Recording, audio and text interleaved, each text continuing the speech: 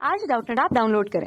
Doubtnut पर अपने सभी गणित, रसायन विज्ञान, भौतिक विज्ञान और जीव विज्ञान के डाउट्स का करो सफाया।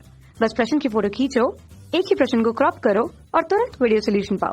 अभी डाउनलोड करें। क्वेश्चन हमारे पास है कथन और कारण के रूप में। कथन कहता है कि संपीड़न एवं विरलन के रूप में ध्वनि तरंगों का संचरण एक रुद्धोष्म प्रक्रिया है, जबकि कारण कहता है कि वायु ऊष्मा की कुचालक होती है। ठीक है, तो कथन और कारण के रूप में हमें संबंध देखना है कि कथन और कारण किस तरह से एक दूसरे से संबंध रखते हैं।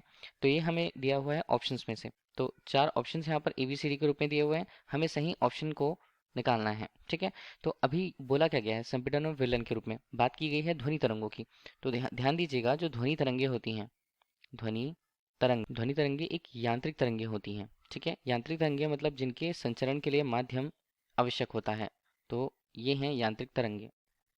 अब देखिए, जिसके लिए माध्यम की आवश्यकता होती है, तो माध्यम के अनुसार अलग अलग उनके वेग होंगे, उनकी स्थिति बदल जाएगी। ठीक है, तो इस तरह से अगर हम इसकी प्रकृति की बात करें तो ये किस प्रकृति के होते हैं, ये अनुदैर्ध्य प्रकृति के होते हैं। अब अनुदैर्ध्य प्रकृति या अनुदैर्ध्य तरंगों में होता क्या है, जब तरंग संचरित होती है तो उसमें माध्यम के कण जो होते हैं वो तरंग संचरण की दिशा के अनुदिश ही कंपन करते हैं। मतलब जिस दिशा में तरंग संचरित हो रही है उसी दिशा में ये संपीड़न और विरलन के रूप में आगे बढ़ते हैं।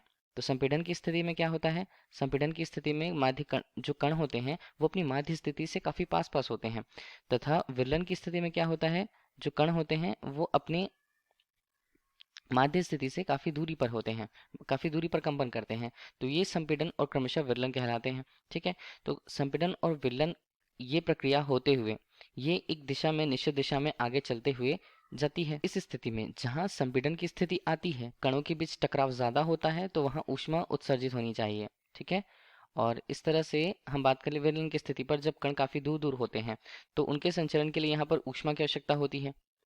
ठीक है, ऊष्मा की कमी होती है तो ऊष्मा की आवश्यकता वहां पर होगी, लेकिन इन दोनों स्थितियों पर ऊष्मा का स्थानांतरण संभव नहीं हो पाता है। क्योंकि ये जो स्थितियां होती हैं संपीड़न और विलयन की काफी कम समय में हो जाती हैं, काफी कम समय में हो जाती हैं, तो ऊष्मा का स्थानांतरण उस समय के दौरान नहीं हो पाता है। ठीक है, जहाँ ऊष्मा का संचरण नहीं हो पाता है तो उसे हम बोलते हैं रुद्धोष्म प्रक्रम, रुद्धोष्म प्रक्रम।